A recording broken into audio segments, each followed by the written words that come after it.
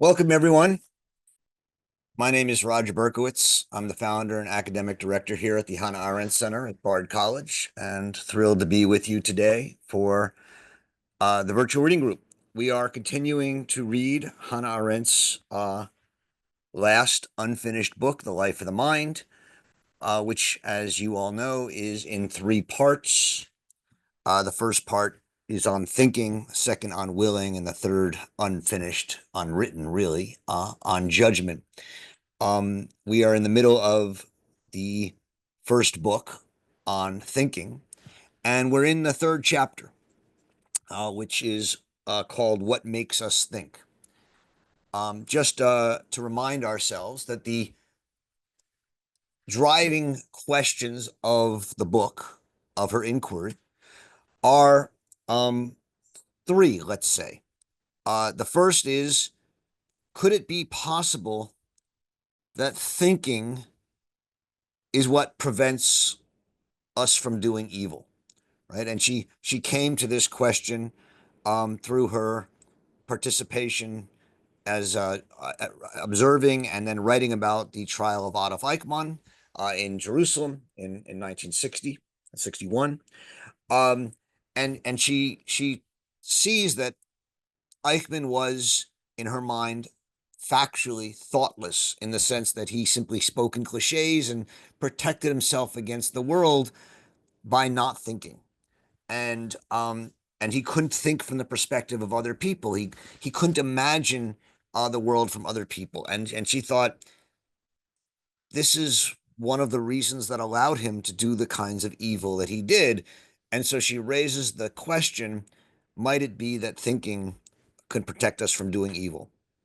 The second, um, impulse and driving question of the book is that in her book, The Human Condition, she had said, okay, in traditions of philosophy, contemplation is the highest and action is thought to be lower.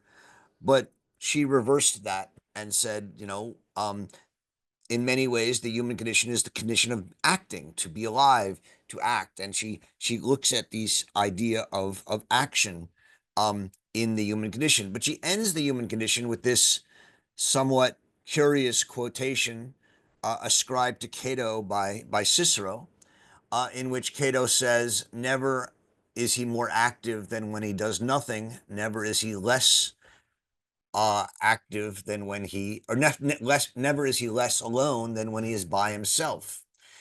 And Arendt says that she left this quote at the end of the book because it sort of suggested another avenue of thought, right? Which is that there's a kind of action in thinking, something that she didn't write about in The Human Condition, but she says obviously was on her mind at the time.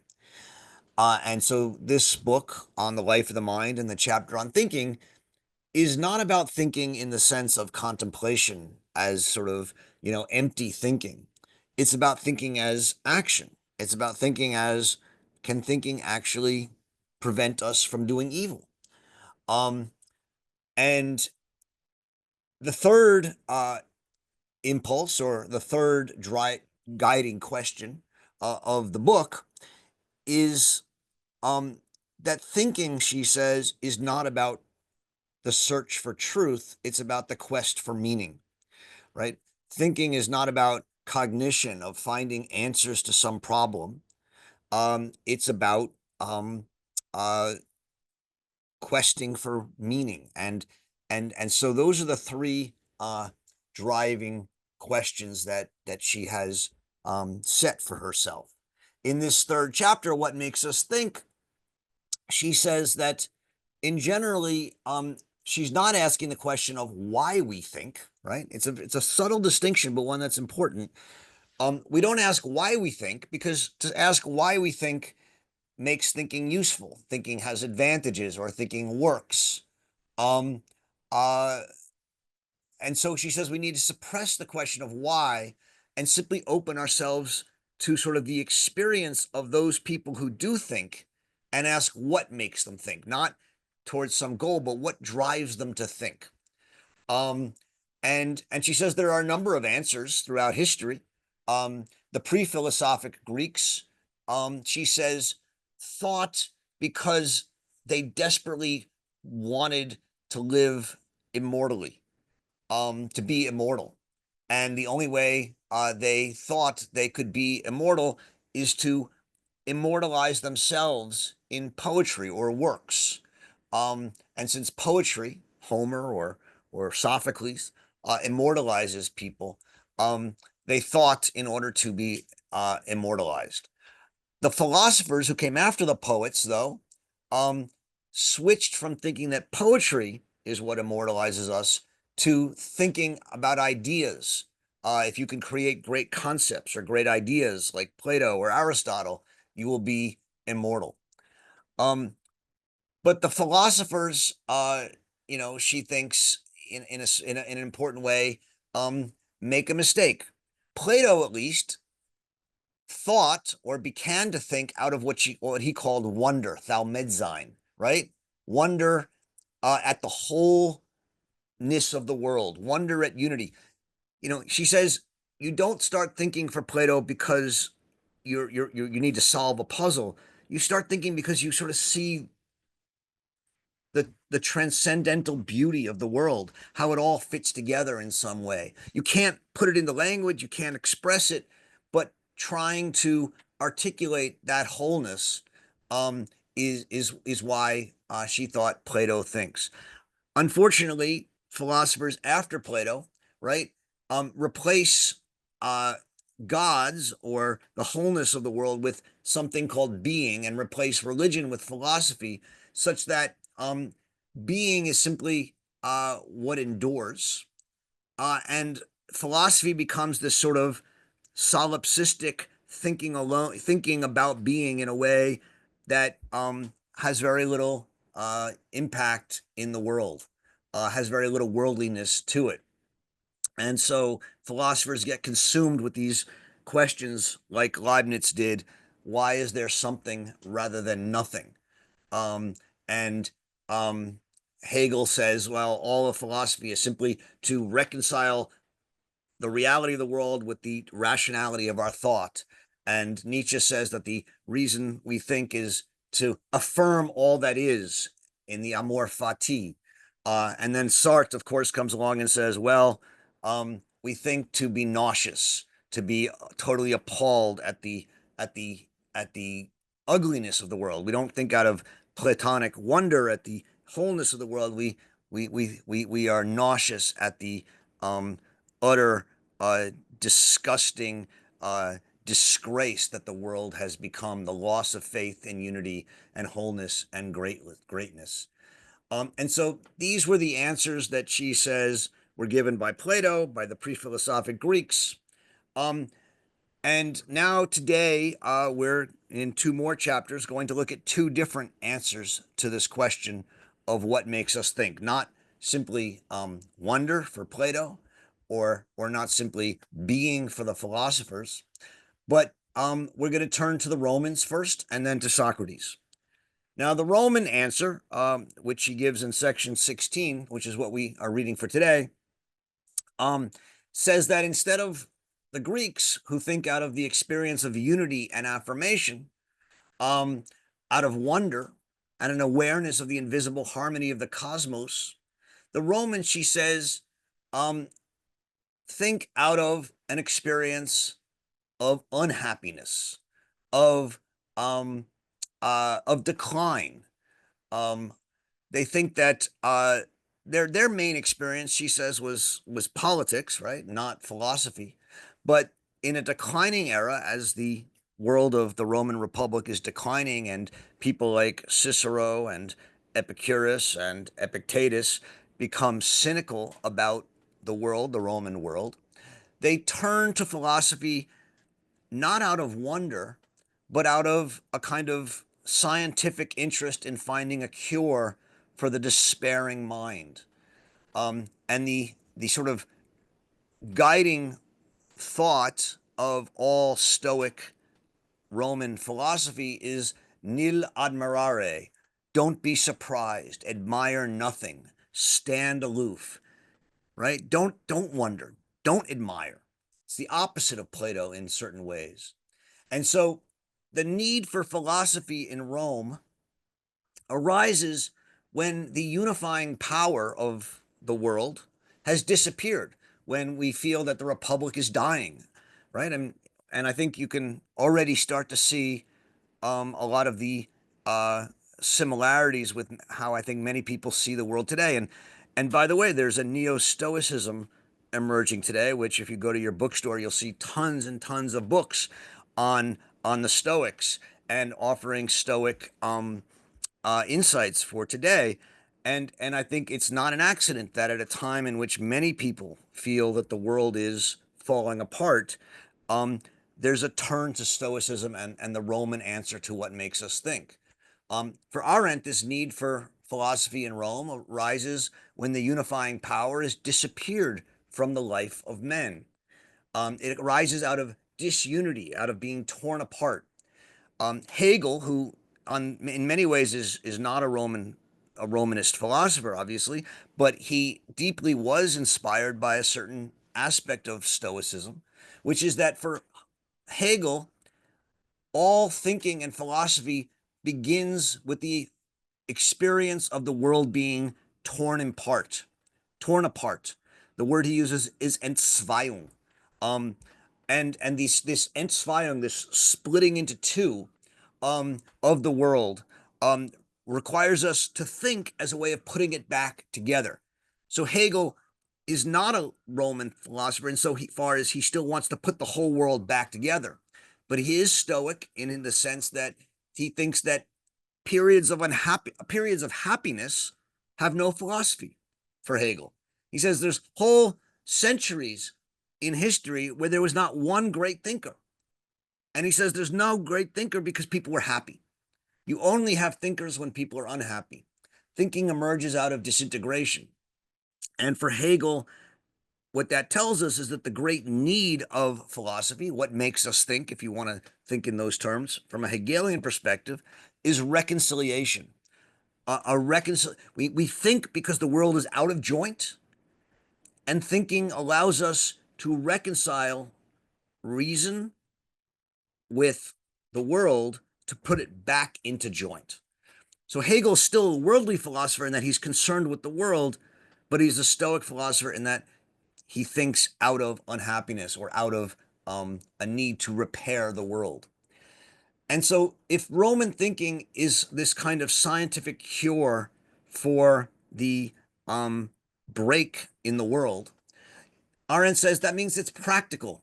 And it's not an accident that it emerges originally from a slave, a Greek slave, Epictetus, um, who thinks that who as a slave says these philosophers, what they do, they think it's sterile. The word he uses is akarpa in Greek. But for him, this sterility of thinking means that philosophy is, concerned with, things in the world. No, he says philosophy should be about me. It should be about how I should live. We should remove philosophy from trying to repair the world and make it about repairing me. And so we don't concern ourselves in Stoicism with the bios theoreticos, the life of the mind, and we don't concern ourselves with the bios politikos, the life of politics or the polis. Um, Thinking becomes a technique, a technology, as Epictetus says, quote, to change nothing but your own self. And so, in the Stoic tradition, the wise man is the man who learns to turn off their feelings, to be apatos, to have no feeling. It's a refusal to react to either good or evil that befall you. Um, Epictetus says, I must die, but do I have to be unhappy when I die? I can die with equanimity. Um, and so there's an extraordinary act of the will which is supposed to help us overcome the world and common sense. It's a radical withdrawal from the world. And so Stoic thinking, Roman thinking, shifts from a kind of reflection or meditation to imagination. And we can leave the world through imagination and through will. And philosophy, thus, for the Stoics, becomes what she calls a science that elevates consciousness to the center of thinking, right? We focus on our consciousness not on the world. We bracket out reality. We recoil upon ourselves.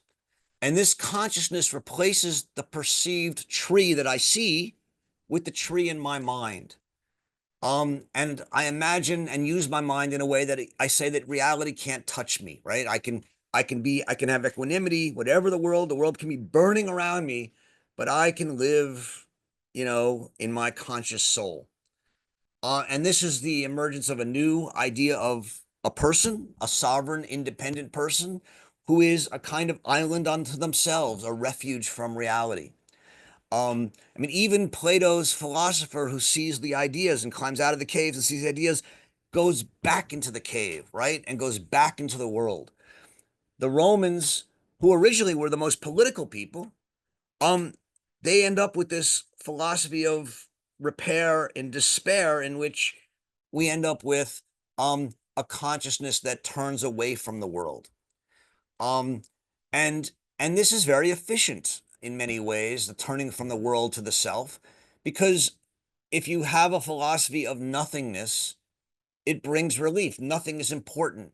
And thus, we don't have to get all bent out of shape about AI or about tyranny or about politics.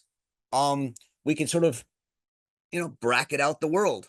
And she offers a reference here that I'm sure many of you didn't know, where she says that it may be doubted, however, that there was anybody who actually felt happy when they were roasted in the Phalarian bull. The Phalarian bull was a Stoic idea, which is that you would put somebody inside a bull, a fake bull, alive, and roast them and burn them. And the idea of a Stoic was that the true Stoic would be, would not feel it and would come out, at the end. It's like walking on coals, right? And you could still survive that because you would, in a sense, turn yourself off to the world. Um, and Arendt says, well, most people can't do that. In fact, it's maybe doubted that anybody who could actually feel happy being roasted in a Phalarian bull. Um, she then offers an example of the teacher of Stoicism, a surprising example with Cicero, right? Who we don't usually think of as a Stoic. But in the final chapter of De Republica, um, there's this chapter that has befuddled people for many years on the dream of Scipio Africanus. Scipio Africanus was the victor in the Battle of Carthage, and he before the battle a dream he had a dream in which an ancestor of his came to him and said, your destiny is to win the Battle of Carthage and become a dictator of Rome and restore the Republica, the public dignity, the public thing of Rome. And the dream was to summon him to the courage to be able to act and preserve the public spiritedness of Rome. She says that the reason Cicero needs to make Scipio Africanus have this dream is because Rome had already lost its faith in the public world. They had lost the belief that the rewards of human life and the fame of human life would compensate you for the potential death or destruction or pain that comes from acting courageously in public and being killed or being put in prison. And they had already internalized the Stoic view that the earth is small when viewed from afar, and that humans are like ants, and that fame is fleeting. They had internalized the relativization that even the great and successful, whether you're great in politics or in art or in business, in the end, it all adds up to a heap of winnings that mean nothing when you're dead, right? And Stoic philosophy, and even in Cicero's dream of Scipio, is called upon to compensate for the frustration of politics and of life itself. Um, she also talks about Boethius's book, The Consolation of Philosophy, another esteemed Stoic writer. Um, and again, Boethius says that to be happy, you need to annihilate reality, not just relativize reality, but annihilate it. Fortune is fickle and it leads to fear, and fear annihilates all happiness. So to be happy, we have to avoid all good and bad, all great excesses and therefore great setbacks. And and so the Roman answer to why we think um, is to, in a sense, uh, bracket out the world and protect us as individuals from extremes of happiness or unhappiness, so that we can, in a sense, uh, live happier in a sort of way unaffected by the world. Um, she simply cites John Adams as her refutation of Stoicism.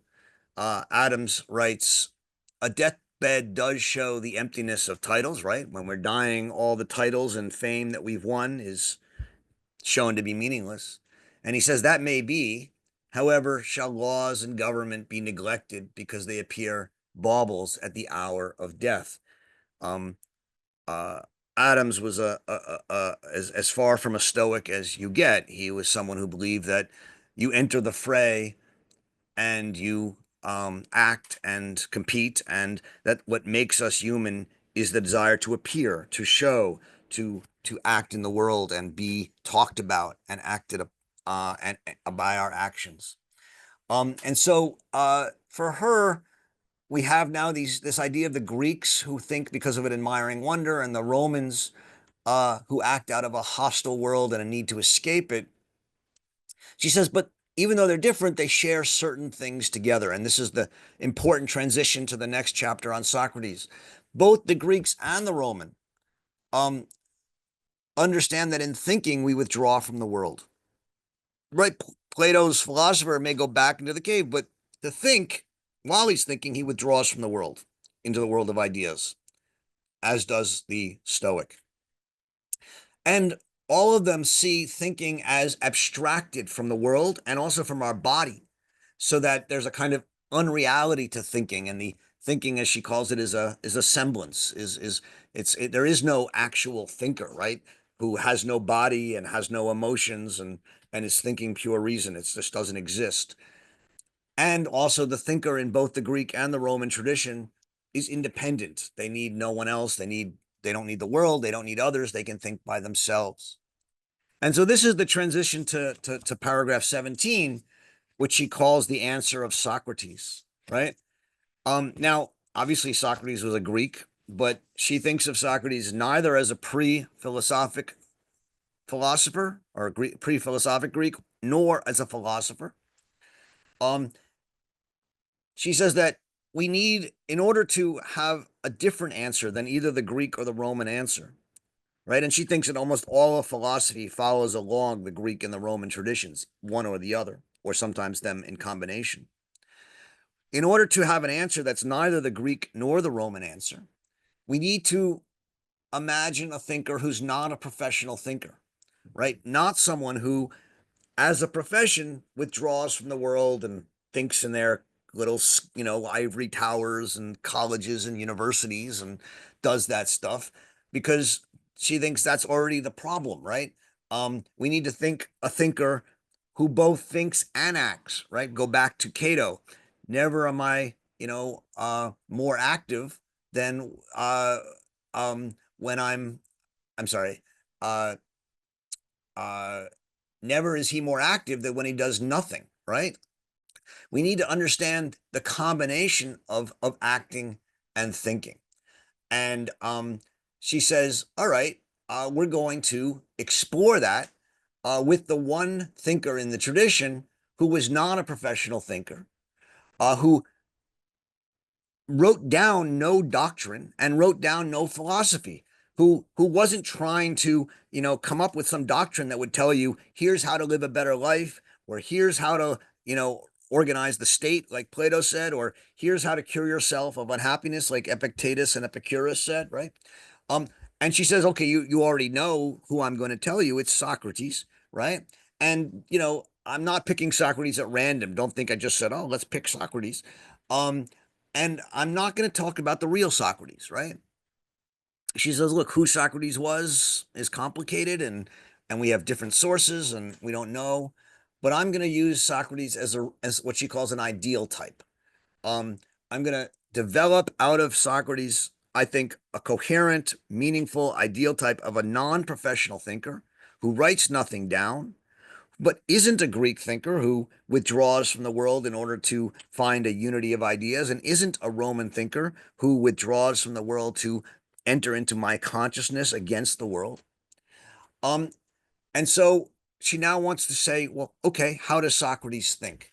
And she develops a number of qualities of the Socratic idea of thinking. The first is that thinking is aporetic. Okay, what does aporetic mean? It's from the Greek aporia, um, which means like a kind of disconnect.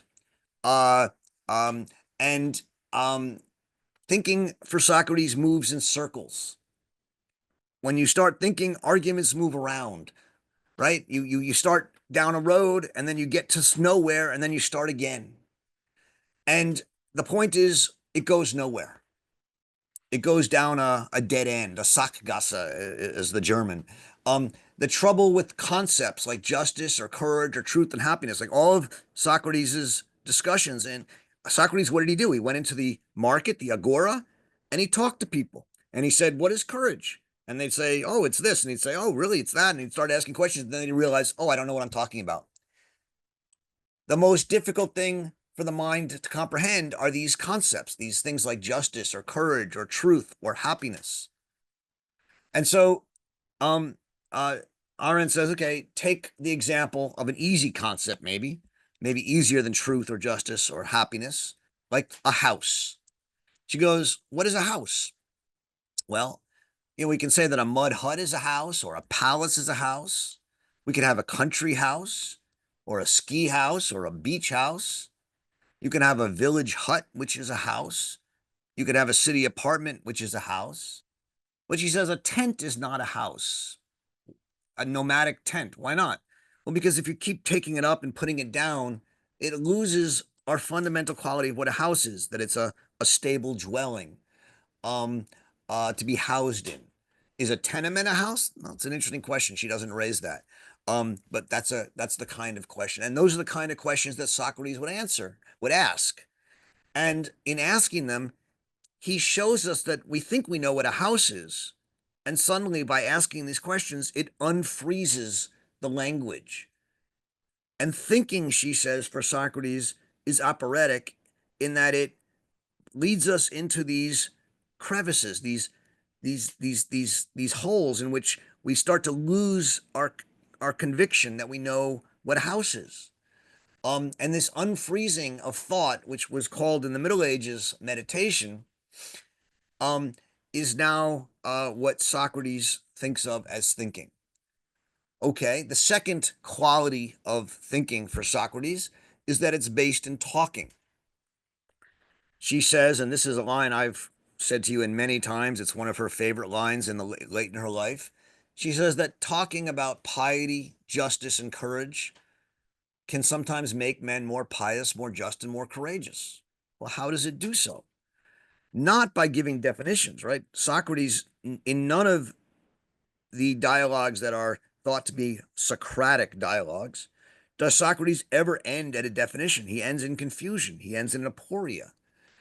So, how does talking um, allow us to be more pious or more just if we talk about piety or justice?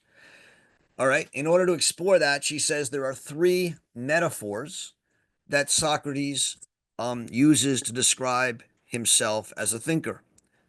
The first is that he's a gadfly. He says, I'm a gadfly. I buzz around and bite people. And in buzzing around and biting people by helping them to think, he arouses them. He wakes. Can you? We're gonna mute. Yana, can you mute everyone?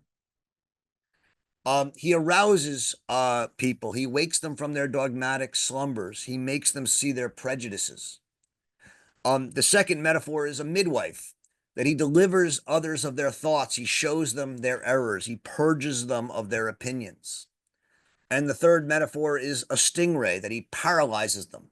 Well, you might think paralysis is the opposite of thought, and yet by paralyzing the body, you allow the mind to race and to be, in a sense, the highest state of being alive in thought.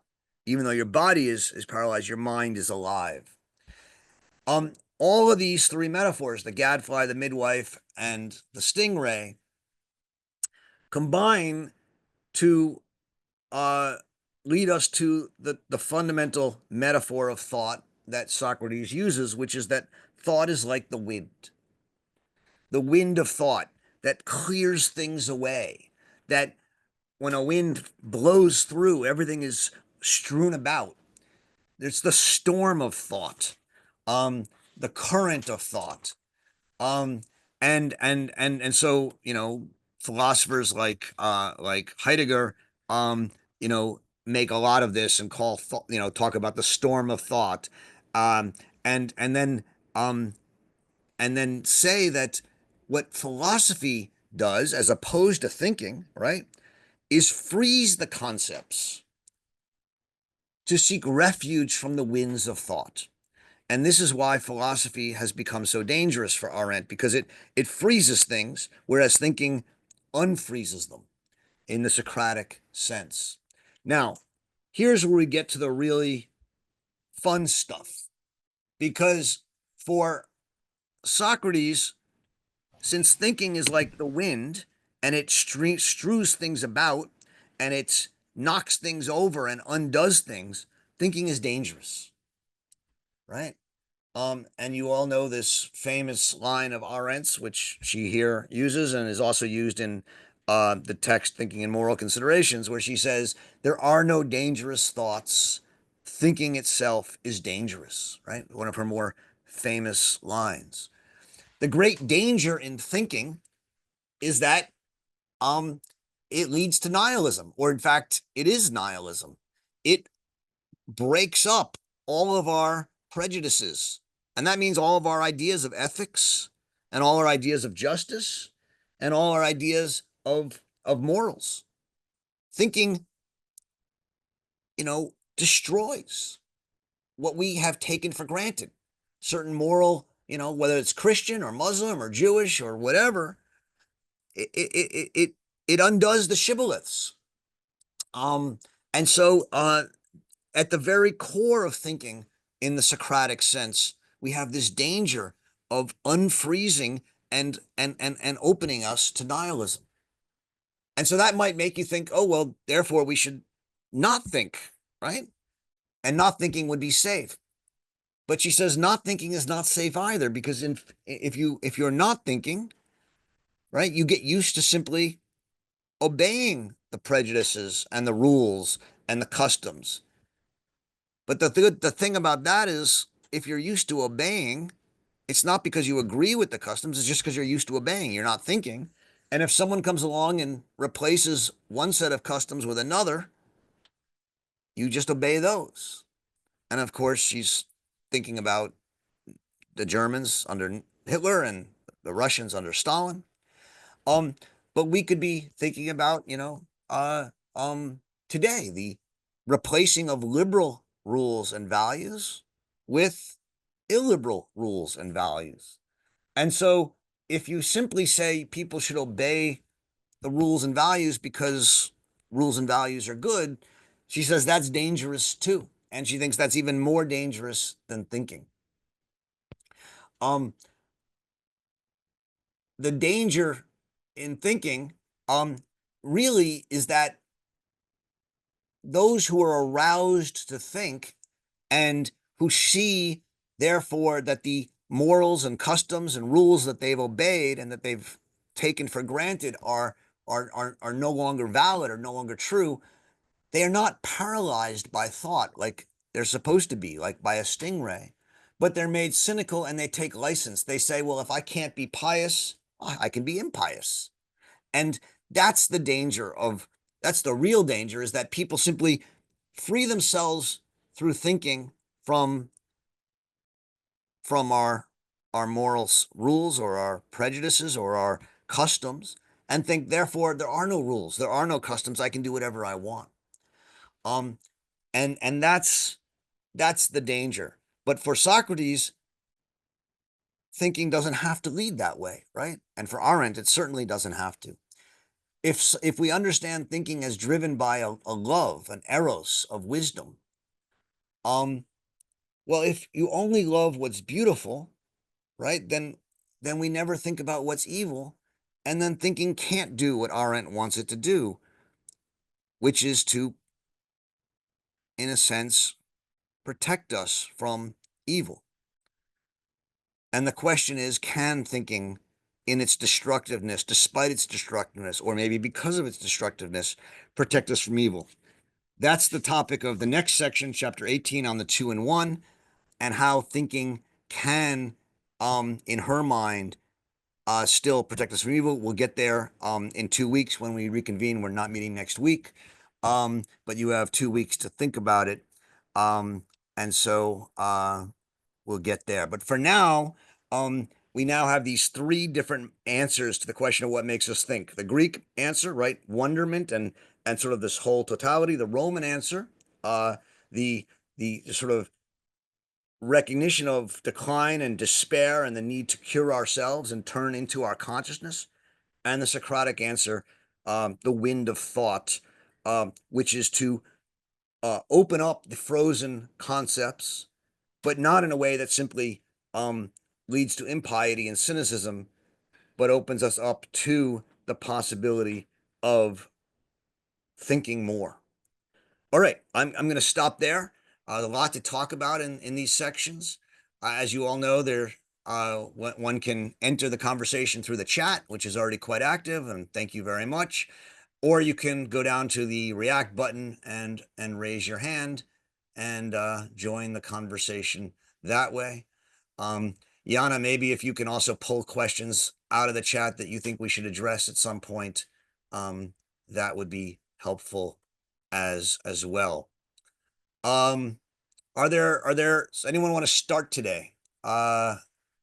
Noel, let's start with, there's a bunch just showed up. Noel. Hi, I just wanted to thank you for this exposition and to say I work in the field of democracy. And right now, in terms of current political concerns around rule of law, there are debates actually going on as to whether we should even use the term rule of law, because if we simply use rule of law without any content attached to it, and some of the aggressive authoritarian tendencies of the Trump administration become entrenched in law, then really we entangle ourselves. So mostly what is occurring to me is how very vital this particular chapter is for current struggles in the political realm. It's sometimes posed as if it's about truth versus fact. And there is that distinction, and there is the importance of investigating that. But in many ways, it's thinking versus obedience. And I'm wondering if because I'm not an Arendt scholar, I'm wondering how people might have taken up in her time when this book was published, any of those concerns in the political realm. Do we know if there was purchase there of any of her thought? Thanks, Noel. It's a great question. So yeah, I mean, we know all too well, right? Uh, the dangers of the rule of law, if by the rule of law we simply mean the positive law, right? I mean, the Nazis and the Russians lived under the rule of law. They just passed laws that we think of as wrong. And if you simply if you recall Arendt's book Eichmann in Jerusalem, the chapters on the duties of the law-abiding citizen, right, where she says that you know Eichmann cites Kant, right, and says, well, I must set myself under the law. And, she says, okay, he misunderstood Kant in the sense that, the law of Hitler was not the law that Kant thinks one sets oneself under. It's not the rational law. But he took the lesson he took from Kant was that he must set his own conscience under the law and set himself in obedience to the law. And who was he to question the law of his betters? He was a fairly uneducated person.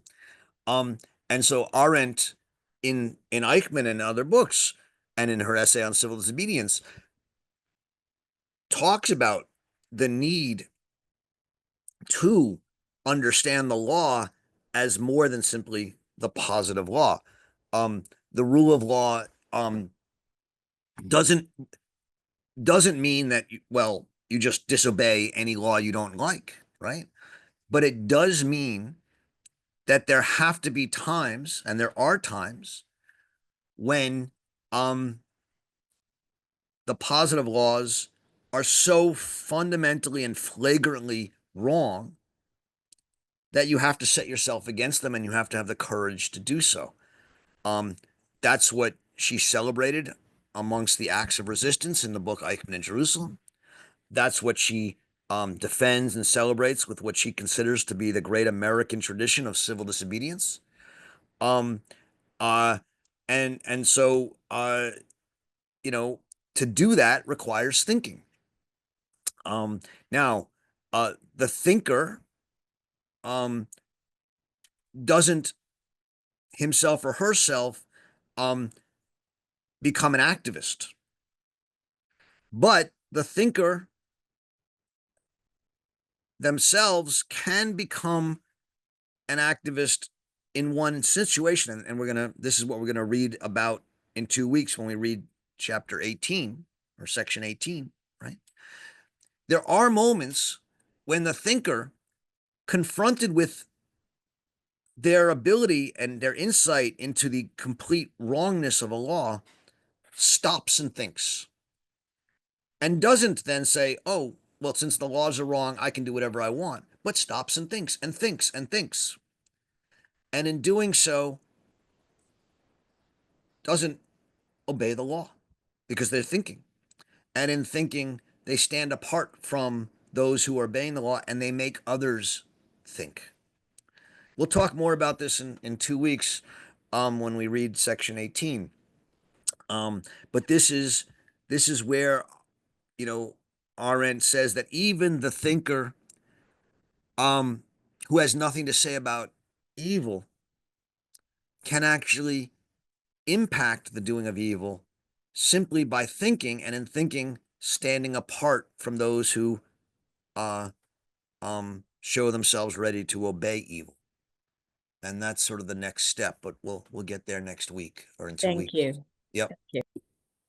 Ken. Hi, Roger, and everybody. Thank you. I love this book, and I didn't think I would, partly because I read Arendt because it's useful, sort of Noel's following up on Noel's question. And I thought this book would not be useful politically.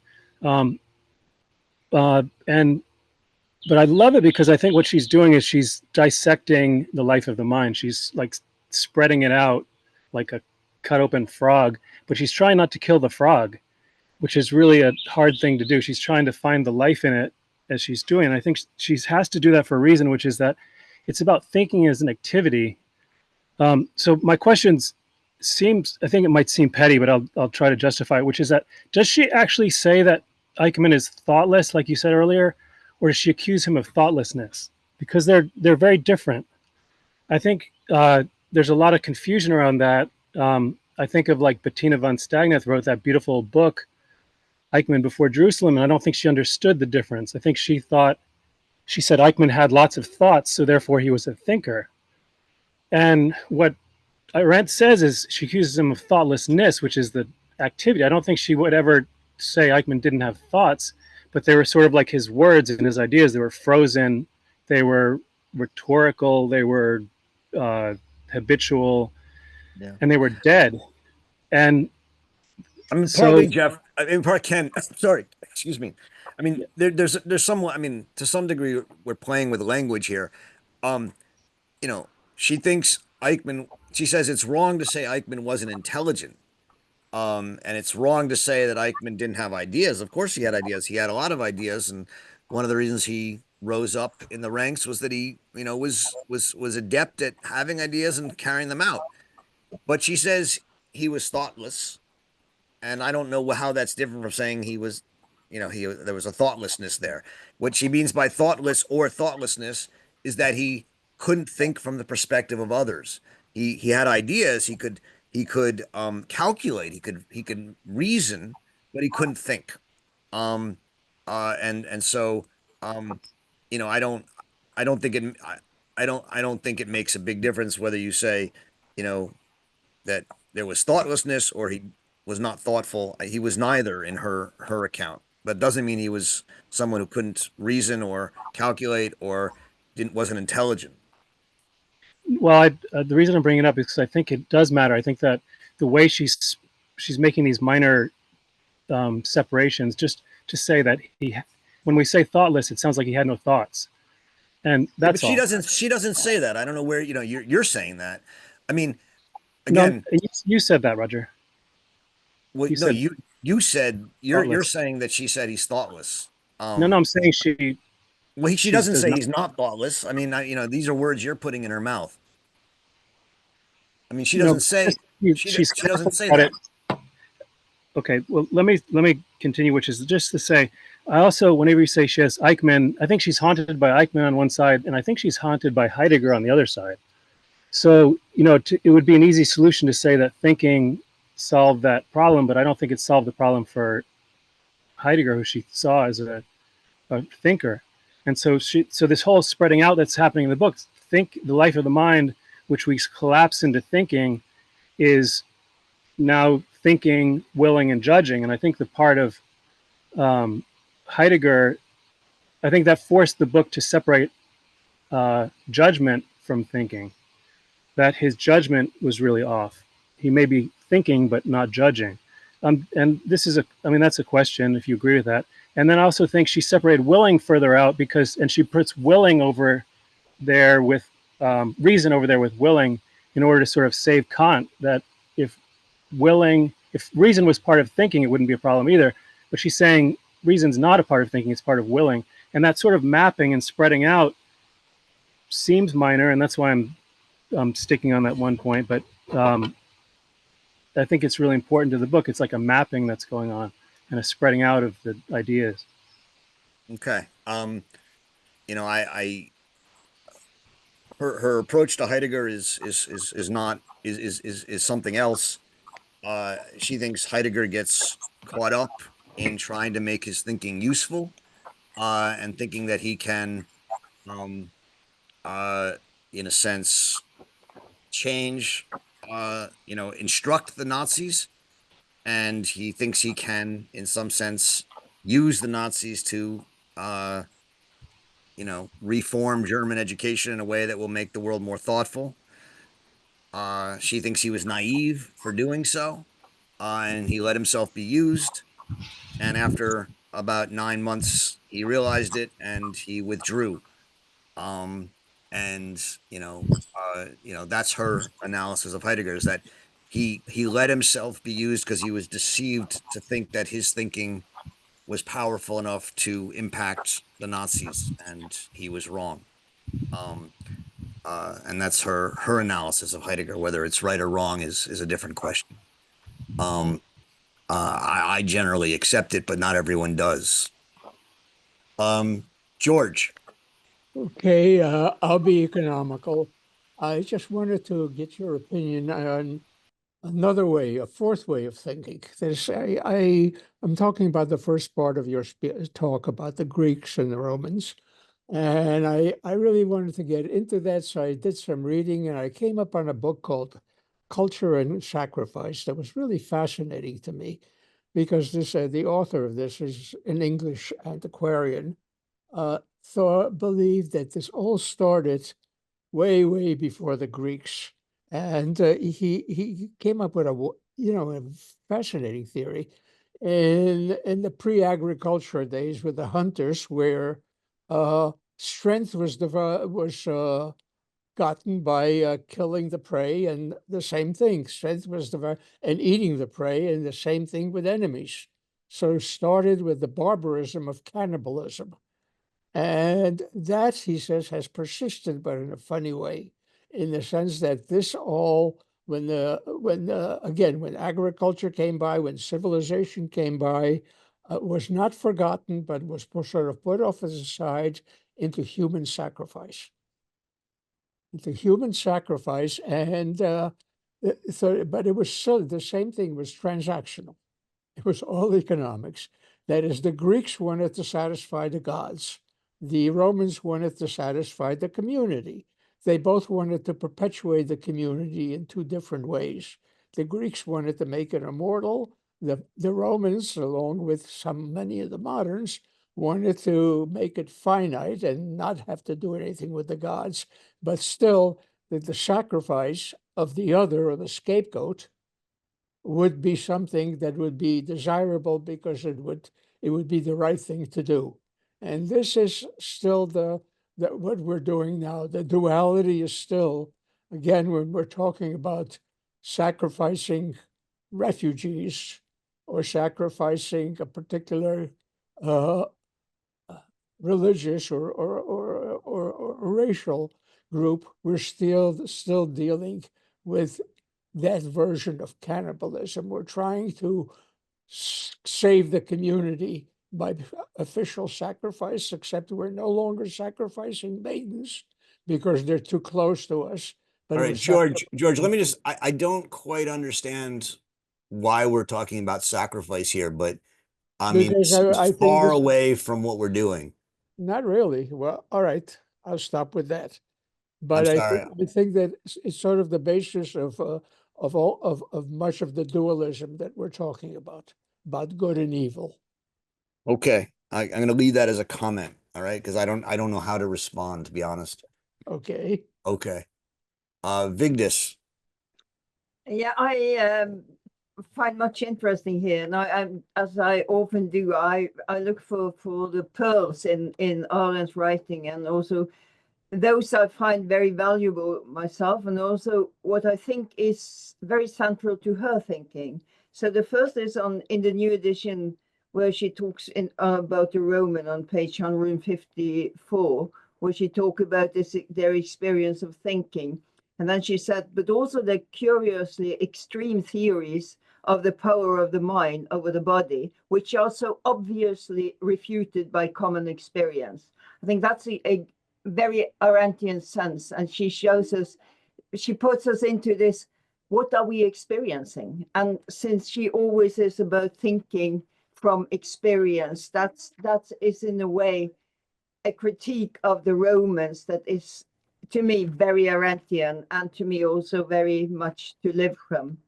And the other is the end of the chapter on the Romans, which I find a beautiful sentence where she says, what begins as wonder ends in perplexity and therefore leads back to wonder.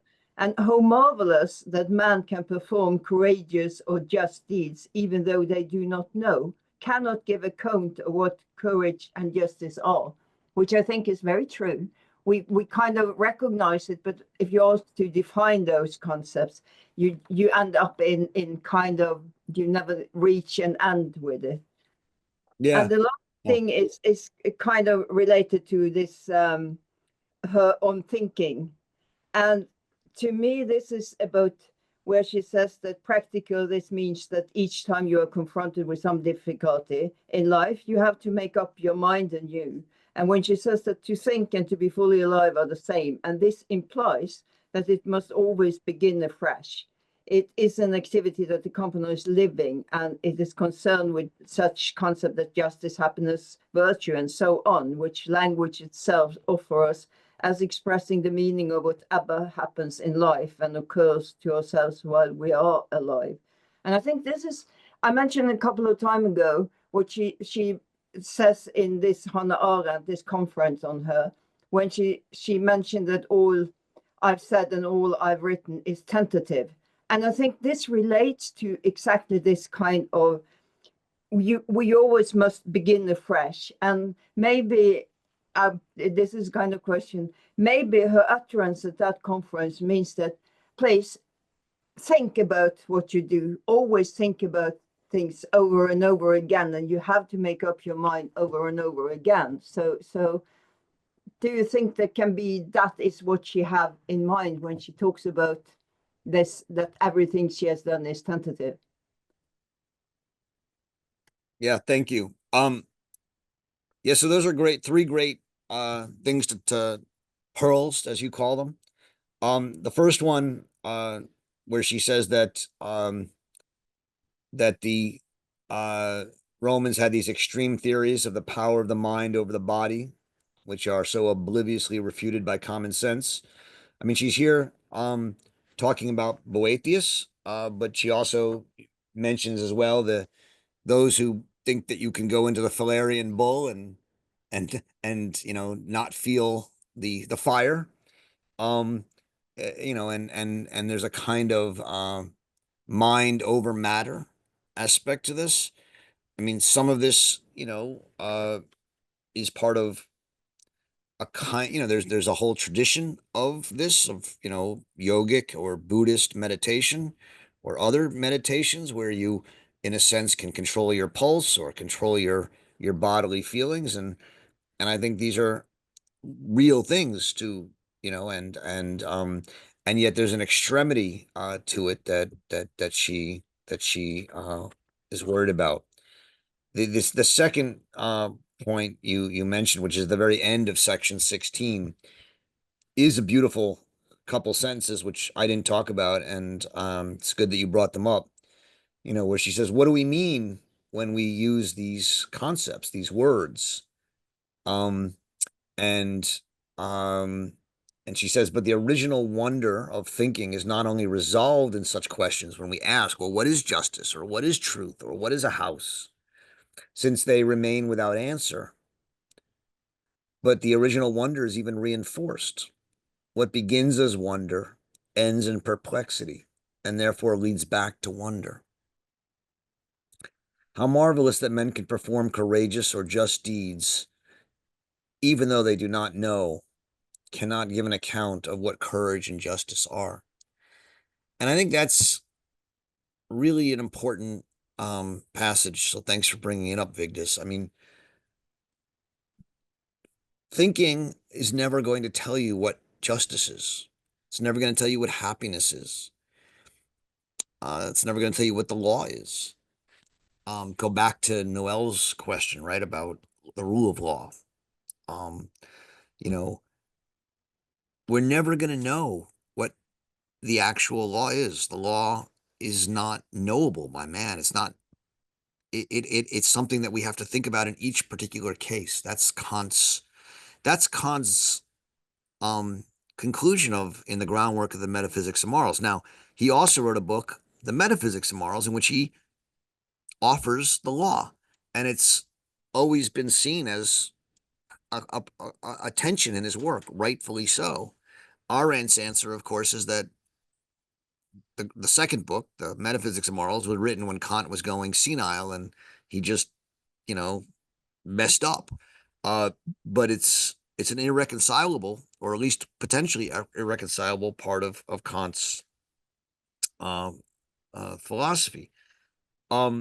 But what Arendt is saying here is that thinking leaves us in wonder and perplexity, but it doesn't leave us without justice in the world. It just leaves us without definitions or knowledge about justice in the world, and how we can have justice in acts, and people can recognize it or they can refute it. Right? You can do an act of where you claim to do justice. Right? You can claim to protect a nation from a stolen election and seek a rebellion.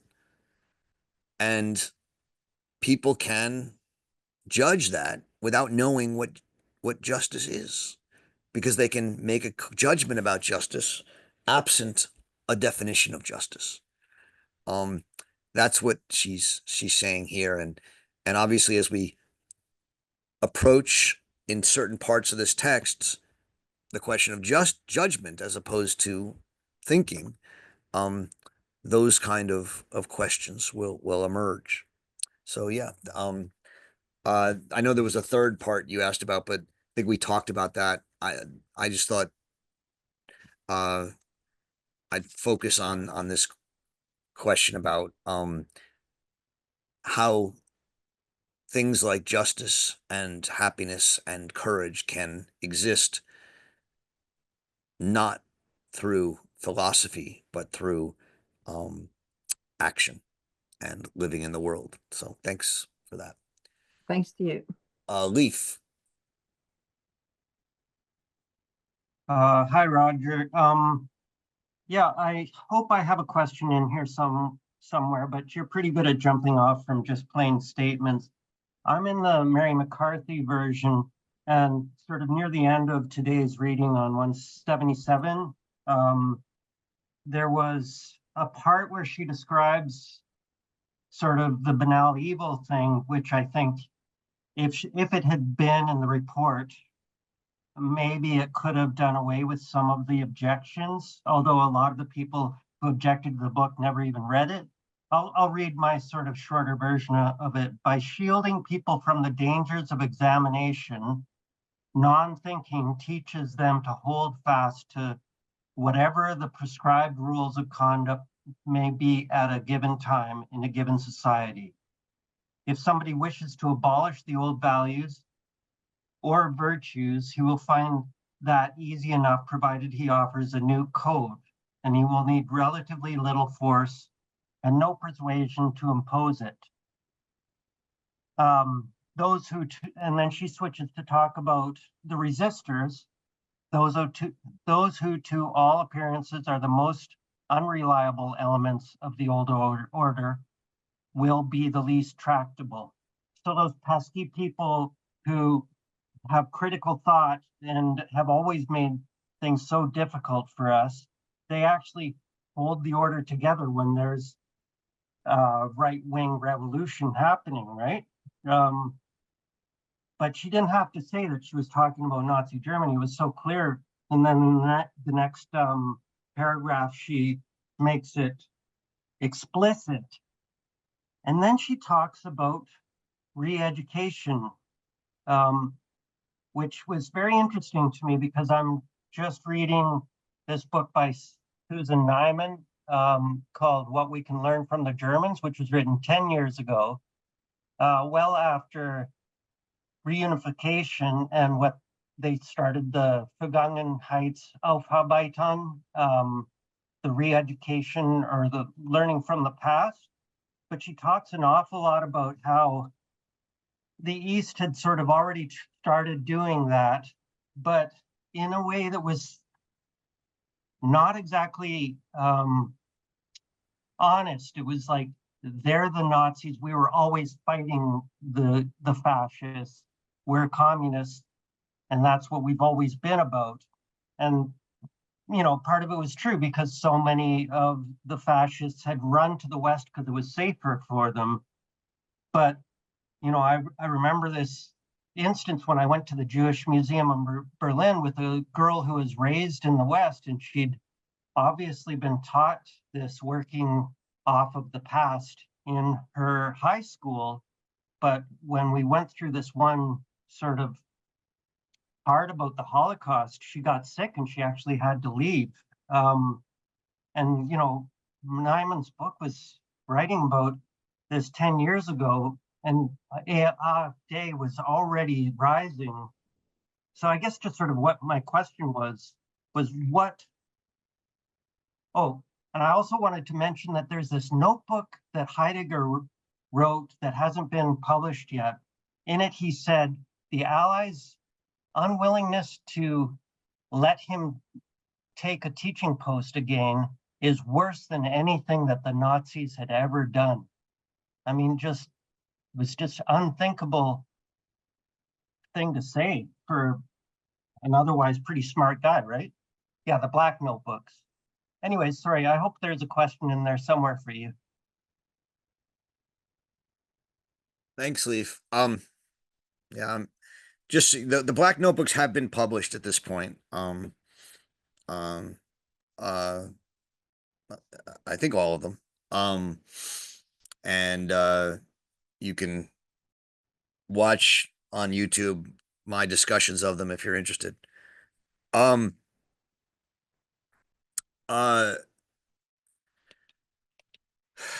I'm not entirely sure. I think that the basic question, right? If I understood it, that you're asking is about the danger of non-thinking, which I think is important, right? Because Arendt is very clear that thinking is dangerous.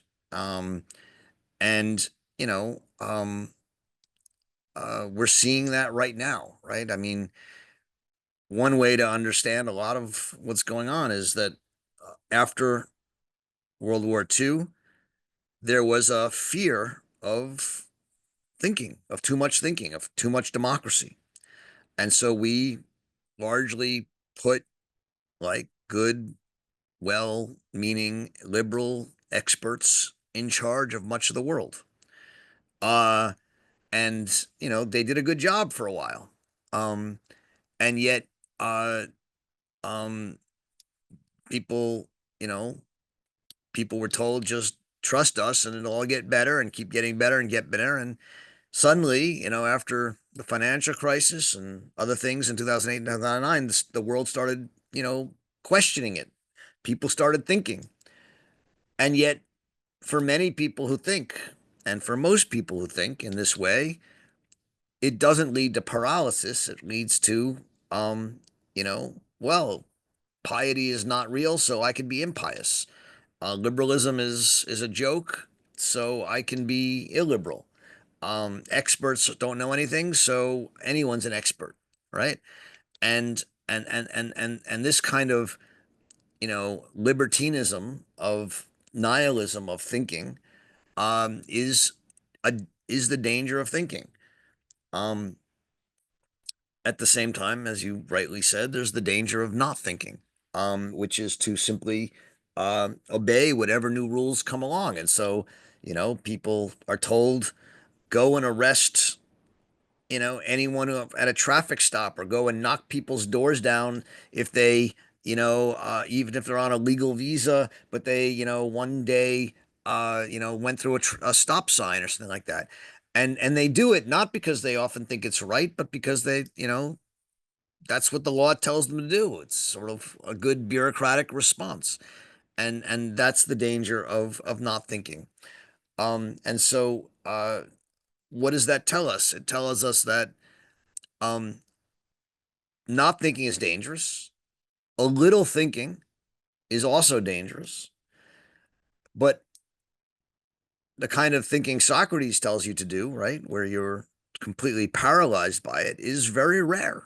And most people are not going to engage in that. And so where does that leave us? It leaves us with lots of dangers and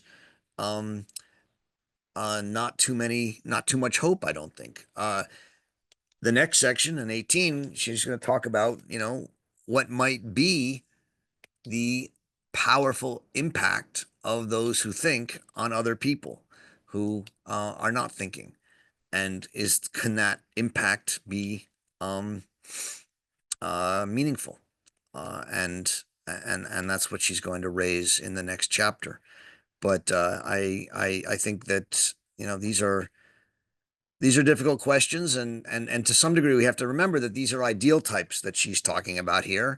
Very few people will ever think with the kind of power of Socrates as she's presenting it here.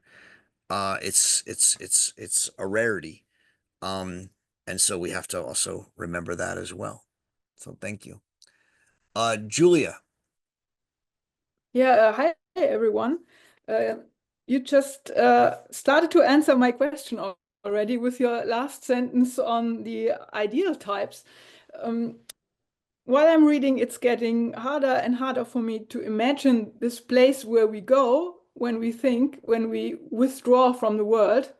Mhm. And the first time that struck me was when I read, she writes, use of imagination, which is the only thing we have entirely within our power.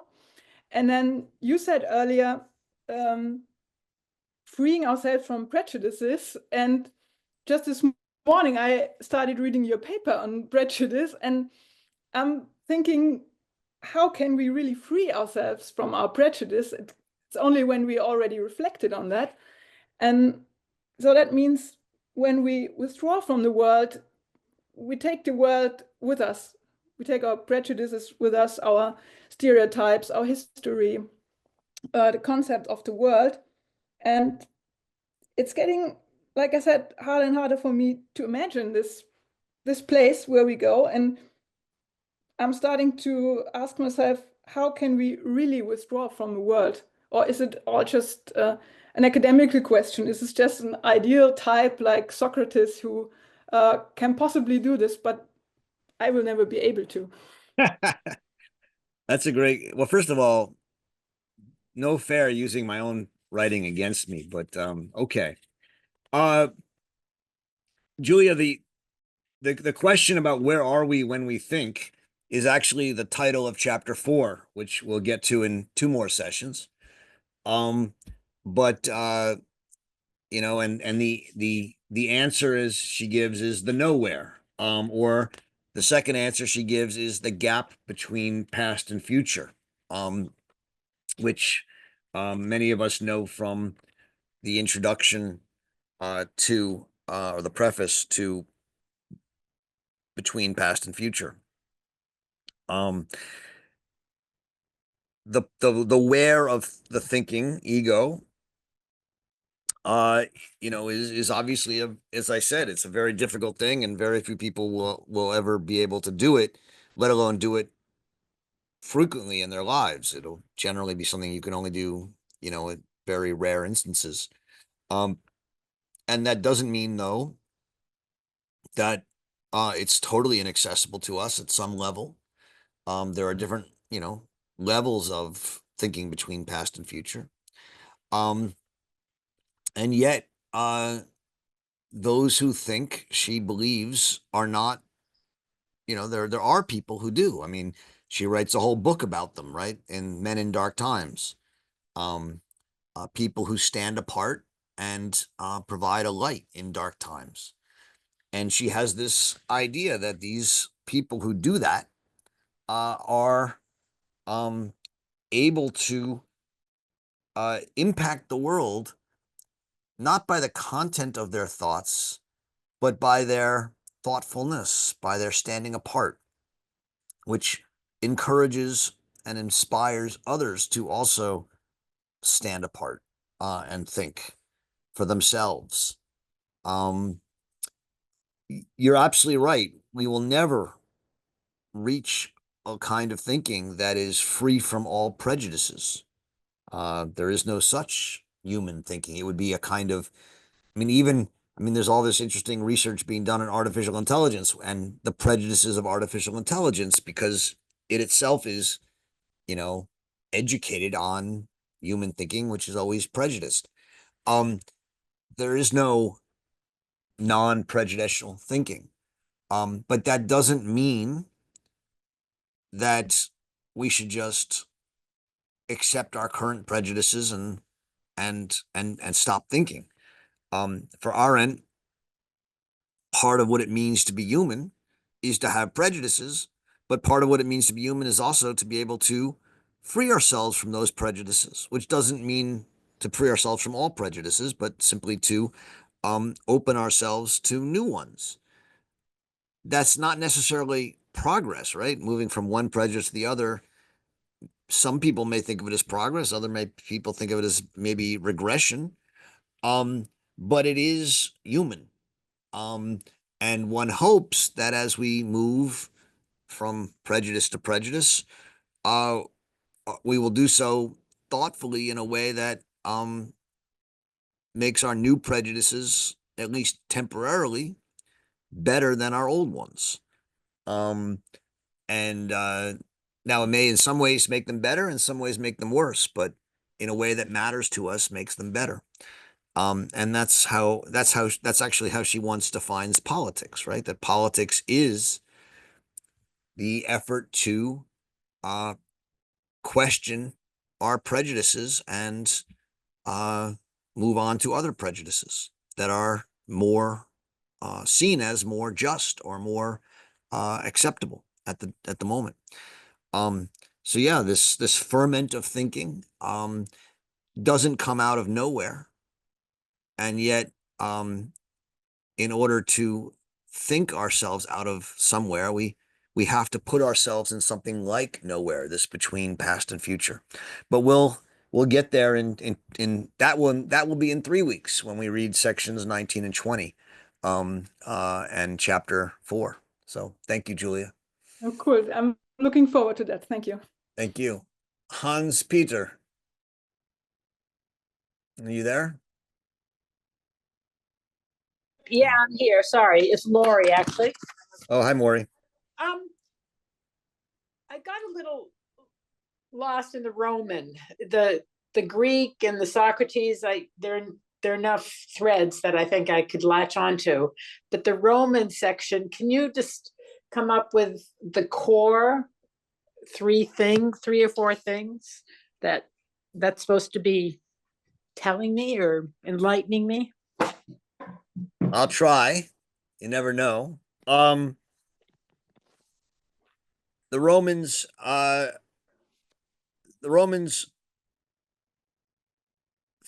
philosophy comes into its own amidst the decline of the Roman Republic. And so it's a philosophy that accompanies decline, and thus division and unhappiness. And out of this sort of despair and division and unhappiness, the Romans develop a philosophy that says admire nothing, right? Ignore the sort of impact of the world on you and live for yourself, live happily for yourself. But to live happily for yourself, you have to avoid all extremes, great happiness and also great unhappiness. Great happiness is bad for happiness because if you're really happy, you're always living in fear that you might suffer a reversal. And great unhappiness is obviously unhappy because it's unhappy. And so the Romans say, turn away from reality, which can impact you, and just live in your own consciousness as a safe refuge from reality, in your coherent thought castles of a sort. And in doing so, you'll be likely to be as happy as you can be. But is that the reason for thinking? I mean, I thought the question was, well, yeah. So why do we think? Okay, not why do we think? Because that would give us it's what makes us think. What makes us think? And for the Romans, what makes us think is despair and unhappiness. Okay, gotcha. And out of that despair, we feel the need to Hegel would say we need to reconcile with the world and put it back together again. The Romans think we have to, in a sense, leave the world and live in our in our own consciousness. Okay. Thanks. Julie. Hello. I'm interested in the invisible wind of thought. And in the McCarthy version, it's on page 174 at the bottom of the page.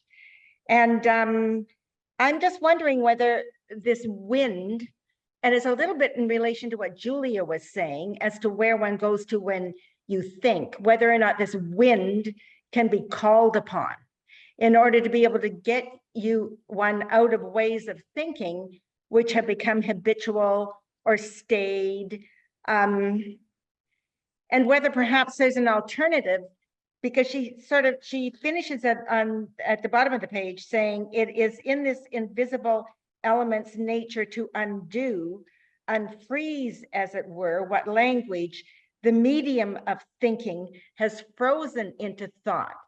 So she puts it very clearly in the world of the invisible.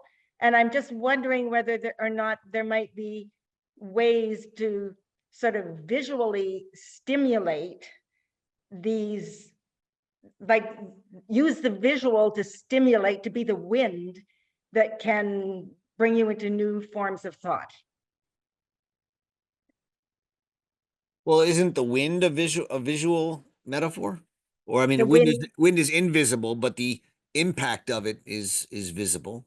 That's it seems to me that she kind of confines thought into words, where perhaps thought is not always motivated by words, that it can be, that she specifically says it is in this invisible element's nature. Well, But I mean, doesn't thinking, one's thought, isn't it more comprised of visuals really than it is of words per se? well, when you're thinking, yes, you're thinking in invisibles. Well, you can think in words, but the words are metaphorical for her, so yes. But I mean, I think the point is we don't see people thinking. It's very hard to show thinking. Oh, I see. That's the way that she's referring to it. Yeah, That I mean- invisible element. Yeah, I mean, Yeah. thinking happens, in your head. How do you show someone thinking, or how do you see thinking? But yeah, she uses a number of metaphors, right? Wind, Heidegger uses the storm of thought, which may be more visible. He says that Socrates puts himself into the current of thinking, right? Like a river current. Um, What about something like a recurring image that keeps coming up again and again that might sort of scare you into another way of thinking or make you rethink about something? This is my query yeah. and my Do question. you have an image in mind? I mean, Well, let's say that I went into a room and I saw something shocking, and that going into the room and seeing something shocking made my whole idea of the way that things operate change. mhm.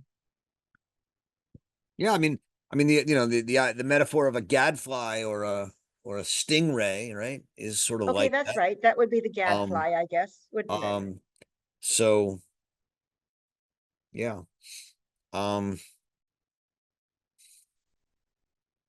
This is some of her more Heideggerian pages. She differs from Heidegger on thinking to the extent that she thinks to think, and this we'll talk about in 2 weeks when we read chapter 18. For her, thinking is to be in conversation with oneself, but with other people and other perspectives in the world. Whereas for Heidegger, thinking is to be in a solipsistic conversation with yourself around the topic of being and not about the world. And that's like a big difference between them. But the idea of thinking as a kind of stormy, wind-swept current of thinking, she does very much take from Heidegger.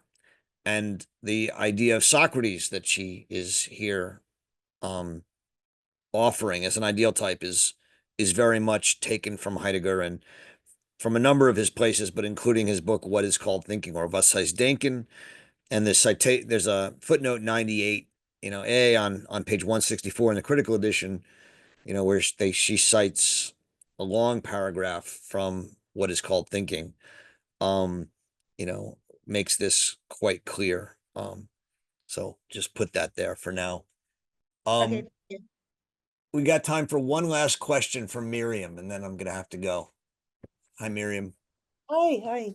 I'm glad that the previous speaker talked about the wind, because I want to ask you if you think that there is maybe a kind of tent peg going on here. Arendt mentions very often the existential condition of pluralism. And if one thinks the plural, that we're here on Earth with lots of other beings, does that not kind of, tie us down or prevent us from moving into nihilism and the destruction of life and of other cultures and so on? If one thinks the plural. Yeah. Say that again. If one thinks the plural.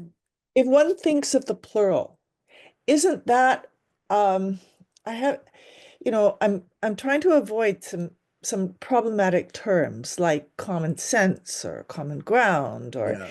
you know, Okay. but So if one thinks a shared existential condition, let's put it that way, do not many things follow from that in Yeah. thinking? Yeah, that one does not, in other words, one doesn't fly off into nihilism if one is thinking out of the plural.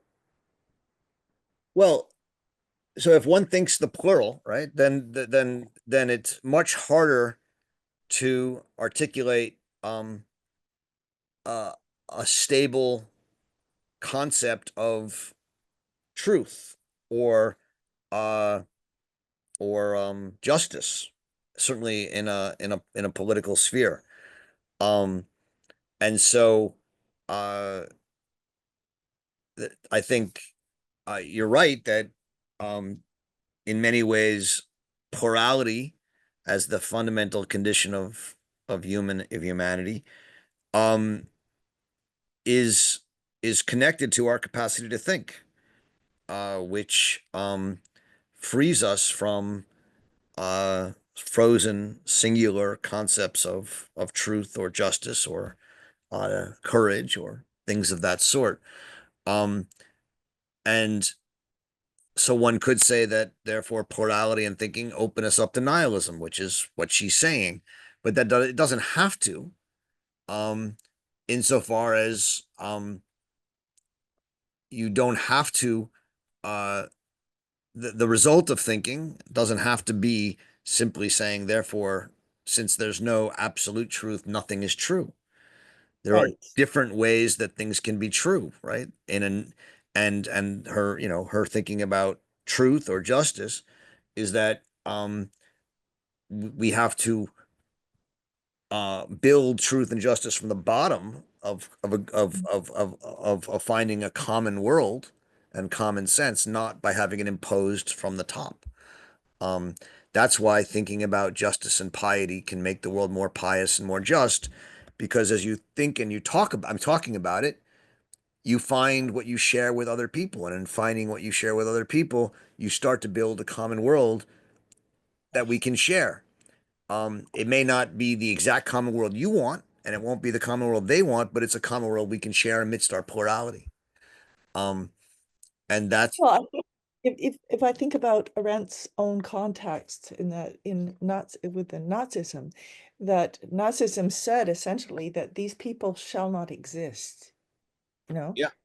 They shall not exist. Yeah. And that's an existential, well, again, my language is faltering because I want to call it a blasphemy against the existential, but I don't necessarily want to Well, strictly. you're right. Well, what she would say is that there are certain ideas, right, that go against the fundamental plurality of humanity, and those we can't include within our attempt to reconcile and find a common world with, and those ideas have to simply be expunged, and that's why people like Eichmann have to be killed, because their ideas are not part of the common world.